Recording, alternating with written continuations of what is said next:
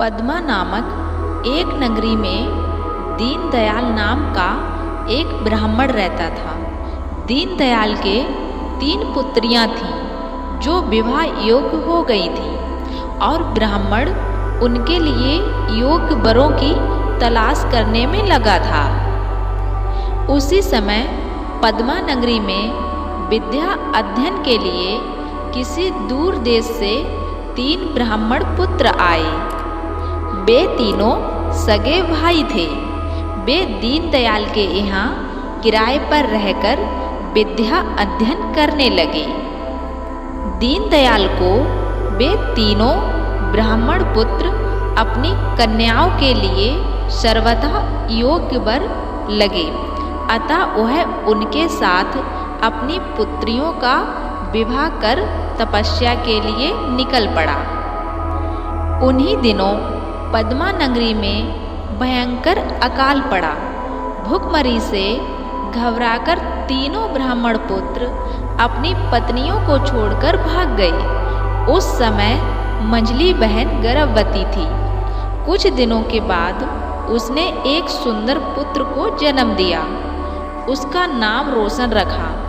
तीनों बहनें उससे बेहद प्यार करती थीं। पुत्र के जन्म के बाद वह अपने पतियों का गम भूल गई। तभी एक चमत्कार हुआ।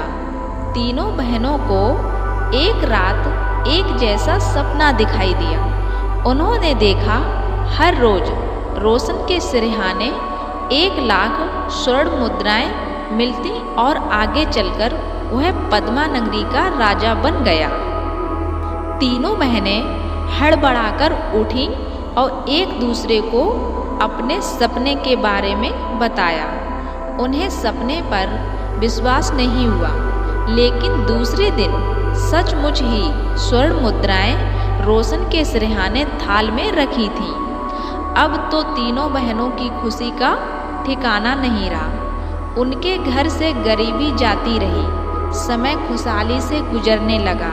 रोशन बड़ा हो गया और एक दिन सचमुच ही वह पद्मा नगरी का राजा बन गया।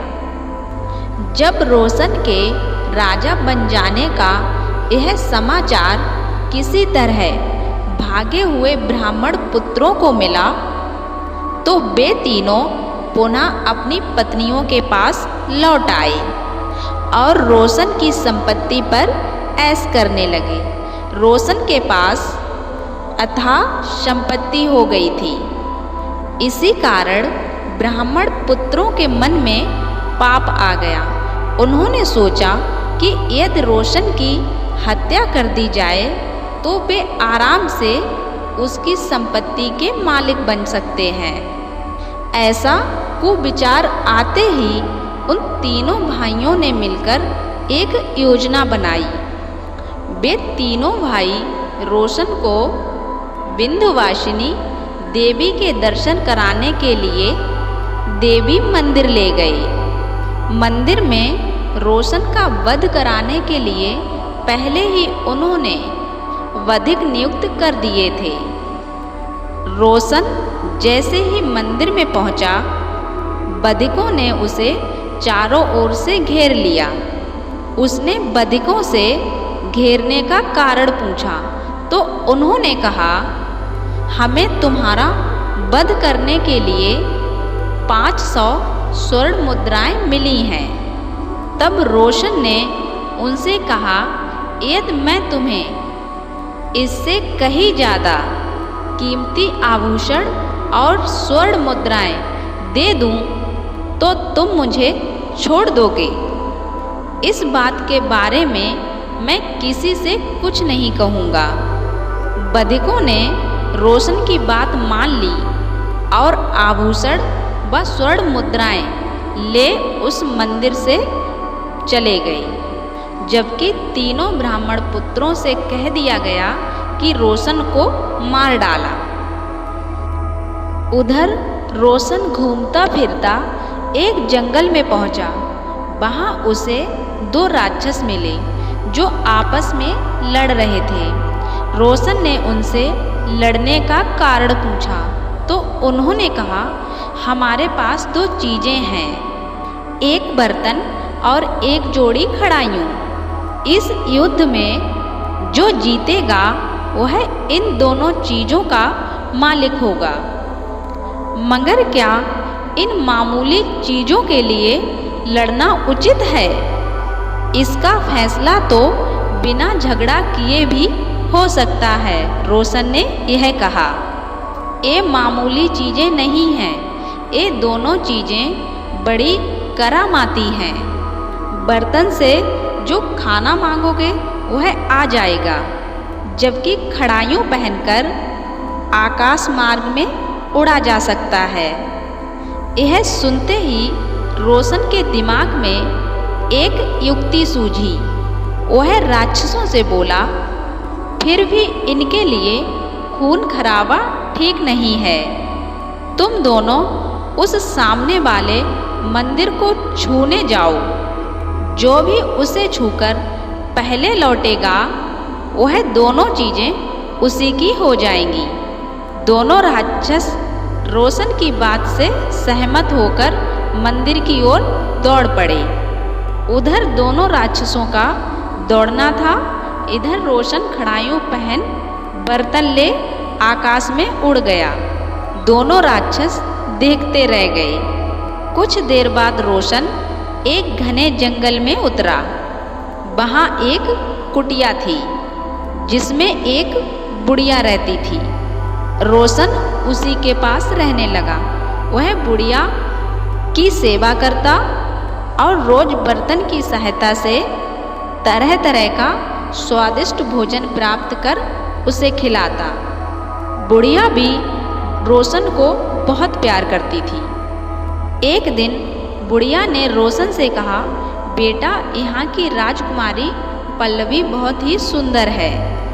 वह सचमुच तेरी पत्नी बनने योग्य है, पर वह महल से बाहर कभी नहीं निकलती। उसका पिता बड़ा ही क्रूर है और उसे सख्त पहरे में रखता है। बुढ़िया की बात सुनकर रोशन ने कहा, माँ, यदि ऐसी बात है तो मैं उसे वहाँ से आज़ाद कराऊंगा। रोशन ने उसी रात खड़ाइयों धारण किए और आकाश मार्ग से उड़ चला। वह राजमहल की छत पर उतरा और सावधानी पूर्वक आगे बढ़ते हुए राजकुमारी के कक्ष में जा पहुंचा। उसने राजकुमारी को अपना परिचय दिया तो वह बहुत ही प्रसन्न हुई और राजकुमारी ने जानलेवा कैद से मुक्त होने के लिए उसके सामने शादी का प्रस्ताव रखा। रोशन ने प्रस्ताव को सहर्ष ही स्वीकार कर लिया। राजकुमारी को साथ ले वह आकाश मार्ग से होते हुए कुटिया में आ गया। कुछ दिन बाद रोशन पल्लवी और बुढ़िया को साथ ले पद्मा नगरी लौट आया। रोशन को जीवित देख पूरी नगरी में खुशी की लहर दौड़ गई। उसकी माँ और मौसियाँ पुत्र व पुत्र वधू को देखकर फूली नहीं समाई, मगर उसका पिता, चाचा और ताऊ उसे देखकर आकिंचित हो गए। अब अवश्य ही रोशन उन्हें फांसी पर चढ़ा देगा, यही सोचकर वे घबराने लगे। किंतु रोशन ने ऐसा कुछ नहीं किया। पद्मा नगरी के लोगों को जब रोशन के साथ घटी घटना का पता चला तो उन्होंने उन तीनों ब्राह्मण पुत्रों को पीट पीट कर मार डाला।